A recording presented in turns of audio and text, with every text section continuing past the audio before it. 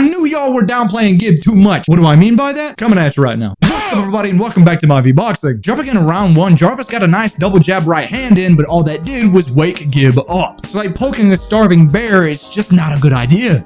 Also, that overhand from Jarvis was sloppy. The only reason why it made Gib go down is because the momentum of his arm pulling Gib down. His fist didn't even connect. And while Gib's hooks weren't technically sound in that exchange, Jarvis's elbow pit is the only thing that landed in that overhand. If you don't know, that's actually what this is called. Gib's inside work was just too quick for Jarvis too. He jabbed to the body and moved out in time to see Jarvis's hook whiz by him. I will say though, Jarvis's head movement was a tiny bit better than I thought it was. That being said, he still got caught a lot. Popping into the second round, Gib's first jab does exactly what Zanetti's did. It went through Jarvis's guard like a hot knife through butter. Gib did exactly what he needed to do with working the body, which chipped away at Jarvis's speed and power. And I called it. Jarvis only held in the clinch, while Gib did the same thing he did to Austin and punished while being in it. Going into round three, this is where cardio really started to come into play. Jarvis was starting to sputter while Gib looked exactly the same as he did in the first round. You can tell Jarvis was slowing, especially after getting hit with that jab right uppercut combo. Man said, "Let me get that McDonald's three-piece with a side of help me." Jarvis would engage the clinch just to get Gib working his body hard. Hey, yo, pause. Like I said in the last video, Gib's guard held up against Jarvis's wild hooks. Jarvis really thought the wild hook wonder wouldn't know how to protect himself against his own moves. In round four, again, like I said in the last video, when you're fighting him, Gib doesn't get put on the ropes. You do. Gib really told Jarvis, you ain't getting your cardio or your body back. Pause again, bro. What am I on today? And just as soon as Jarvis tries to punch off the ropes, Gib just puts him right back in with some nasty body shots. Look at Jarvis's face. You can tell that man don't want to continue. Man walks right into an uppercut too. Oy. Talking jive in round five, let me just say it is plain scary that Gib looks exactly the same in the fifth round as he did in the first round. By this point, Gib's already found out that he can rib the body and not really get any pushback because he targets the body more than anything. I gotta give props to Jarvis for lasting every round, but that poor man got Millie rocked something fierce. It's to the point where he's just getting hit by everything. Man got hit with the same right overhand twice. Don't get me wrong, Jarvis did start to pick up speed again, but Gib shut that down quick. He was serving up those combos like it was his last meal. By the way, OUTBOXED, why are you saying that Jarvis got robbed? That was the biggest 5-round beatdown I've ever witnessed in the influencer scene. While Jarvis did last, he just didn't have the cardio to compete with Gib, which to be honest, very few people in the scene do. That 5-round domination awarded 7-figure Gibber with the win by unanimous decision. If you haven't already liked, commented, subscribed, the worst thing that's gonna happen is I'm probably gonna cry myself to sleep tonight. But if you don't click on this next video,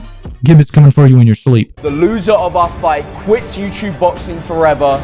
Those are the stakes I want.